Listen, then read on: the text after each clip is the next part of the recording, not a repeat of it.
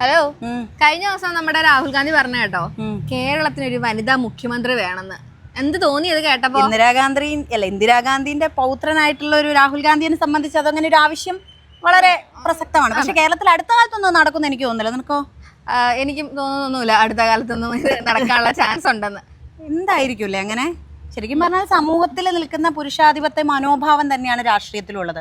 നമ്മളിപ്പോ നോക്കുകയാണെങ്കിലേ ഇപ്പം അതിനെ പറ്റി പറയുമ്പോ എനിക്ക് തോന്നിയിട്ടുള്ളത്, അമേരിക്കയ്ക്ക് പോലും ഒരു വനിതാ പ്രസിഡന്റ് ഉണ്ടായിട്ടില്ലാത്ത ഒരു കാലത്താണ് നമ്മള് ജീവിക്കുന്നത്. പക്ഷെ കേരളത്തില് മറ്റ് സംസ്ഥാനങ്ങളിലൊക്കെ വന്നു തുടങ്ങി. അതെ, മമതാ ബാനർജി ഉണ്ടായിരുന്നു, അങ്ങനെ ഒരുപാട് അവരെയൊക്കെ വെച്ച് നോക്കുമ്പോൾ നമ്മുടെ സംസ്ഥാനം വളരെ പുരോഗതി കൈവരിച്ച ഒരു സംസ്ഥാനമാണ്. അതുകൊണ്ടാണ് നമ്മള് ഈ നിയമസഭാ തെരഞ്ഞെടുപ്പ് അടുക്കുമ്പോൾ വനിതാ മുഖ്യമന്ത്രി എന്ന് പറയുന്നത് വലിയ ചർച്ചയാവുന്നത്. രാഹുൽ ഗാന്ധി ഇട്ടതല്ല, കുറച്ചു കാലങ്ങളായിട്ട് ഇവിടെ അത് ചർച്ചയാവുന്നത്. 2021 ഒരുവിധം ജനങ്ങളൊക്കെ വിചാരിച്ചിട്ടുണ്ടായിരുന്നു മുഖ്യമന്ത്രി ശൈലജ ടീച്ചർ ആയിരിക്കുന്നു. അത് പിണറായി വിജയന് വലിയൊരു പിന്നെ ഹേറ്റ് ക്യാമ്പയിനിങ്ങുമായി. ആ സമയത്ത് പിന്നെ CPM പോളിറ്റ് ബ്യൂറോ അംഗമല്ലാത്തൊരു വ്യക്തിയെ പിന്നെ ഒരു മന്ത്രിസ്ഥാനത്തിനും പരിഗണിക്കേണ്ട എന്നുള്ളൊരു വിഷയം വരികയും ശൈലജ ടീച്ചർ പുറത്താവുകയും ചെയ്തു. മന്ത്രിസ്ഥാനം പോലും ഇല്ലാതെ വെറും MLA. ആ ഒരു സാഹചര്യത്തില് എല്ലാവരും വലിയ രീതിയിൽ അത് ചർച്ചയായി. നെഗറ്റീവ് ഷെയ്ഡ് പാർട്ടിക്ക് വരികയും ചെയ്തിട്ടുണ്ടായിരുന്നു. അത് ഇതില് മാത്രമാണെന്ന് എനിക്ക് തോന്നുന്നില്ല. ഇതിനു മുൻപ് ഗൗരിയമ്മയ്ക്ക് ഉണ്ടായിട്ടുള്ള അനുഭവം ഇതിന് സമാനമായിട്ടുള്ള അനുഭവമായിട്ടാണ് നമ്മൾ കൃത്യമായിട്ട് പറയണം. കാരണം 1987 തെരഞ്ഞെടുപ്പ്. അന്ന് കേരം തിങ്ങും കേരള നാട് KR ഗൗരി ഭരിച്ചിടും, അതായിരുന്നു മുദ്രാവാക്യം. അതായത് പാർട്ടിയും ജനങ്ങളും ഒക്കെ വിചാരിച്ചത് ആ തെരഞ്ഞെടുപ്പ് കഴിഞ്ഞാൽ കേരളത്തിന് ആദ്യമായിട്ട് ഒരു വനിതാ മുഖ്യമന്ത്രിയെ കിട്ടുന്നതാണ്. പക്ഷെ പെട്ടെന്നൊരു രാത്രിയൊക്കെ മാറി മറിയാണ്. ആ സമയത്ത് അതായത് EK നായനാര് മുഖ്യമന്ത്രിയായിട്ട് അധികാരമേറ്റത്. ആ സമയത്ത് അവർക്ക് കിട്ടുന്നത് വ്യവസായ മന്ത്രി എന്നുള്ളൊരു പദവിയാണ്. പിന്നീട് വലിയ പ്രശ്നമായി.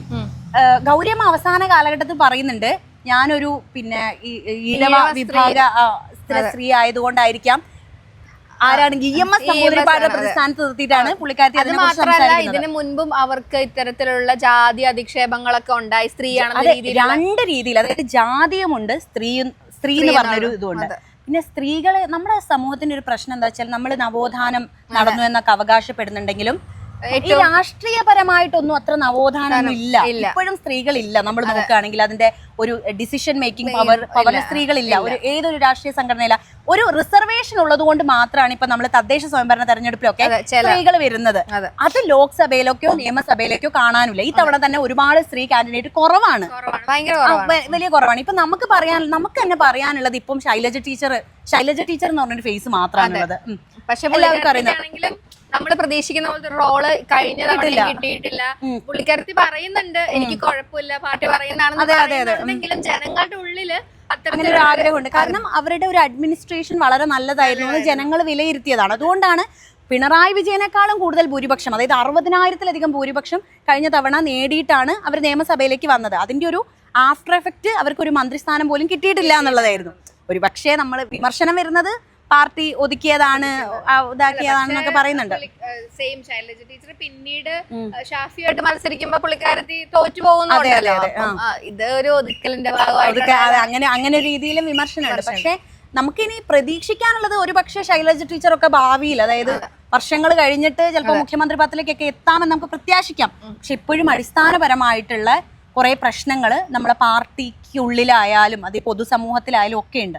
ഒരു ജനാധിപത്യപരമായിട്ടുള്ള ഒരു രീതി പാർട്ടിയിലായാലും പിന്നെ സാമൂഹിക ഘടനയിലായാലും വരണം എന്നാണ് പറയാനുള്ളത്. അങ്ങനെ മാത്രമേ നമുക്കൊരു മാറ്റമൊക്കെ സംഭവിക്കുള്ളൂ. കഴിവില്ലാത്ത സ്ത്രീകളൊന്നും അല്ല നമ്മുടെ രാഷ്ട്രീയത്തിലുള്ളവർ. പിന്നെ ഇത് സ്ത്രീ വിരുദ്ധതയല്ല. പക്ഷെ നമ്മൾ ഈ കേരളത്തിലാണെങ്കിലും അല്ലെങ്കിൽ ഇന്ത്യയിലാണെങ്കിലും ഒക്കെ വീട് നോക്കുന്നത് ആരാണ്? സ്ത്രീകളാണ്. എല്ലാം മാനേജ് ചെയ്യാൻ പറ്റുന്ന ആൾക്കാരാണ് സ്ത്രീകൾ. അപ്പോൾ ഒരു ഭരണമികവില്ലാത്തവരൊന്നും അല്ല സ്ത്രീകള്.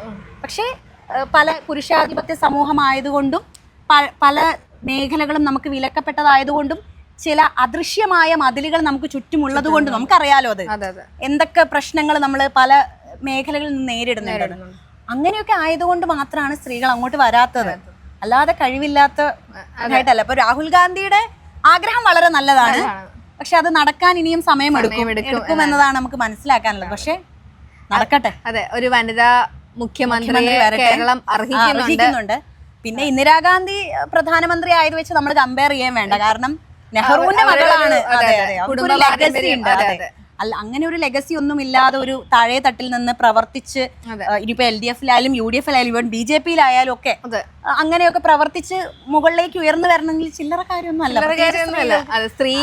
ഗൗരിയം അത്രയും വിപ്ലവ നായികക്ക് 1987 അത്തരം വിഷയങ്ങൾ നേരിട്ടിട്ടുണ്ടെങ്കിൽ എന്തൊക്കെ പ്രശ്നങ്ങളായിട്ട് അല്ലേ. 94 പുള്ളിക്കാരത്തിന് പാർട്ടി പുറത്താക്കുകയാണ്.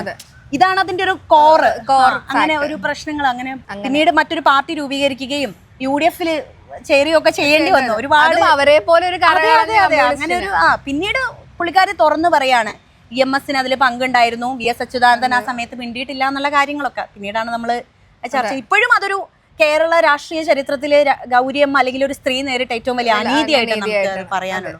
രാഹുൽ ഗാന്ധിയുടെ ആഗ്രഹം ഇപ്പോഴും വളരെ റെലവെന്റ് തന്നെയാണ്. അത് നമ്മുടെ ആഗ്രഹം, അതെ നമ്മുടെ ആഗ്രഹമാണ്. കാത്തിരുന്ന് കാണാം ഇനി അങ്ങനെ ഇനി നടക്കുമെന്നുള്ളത്.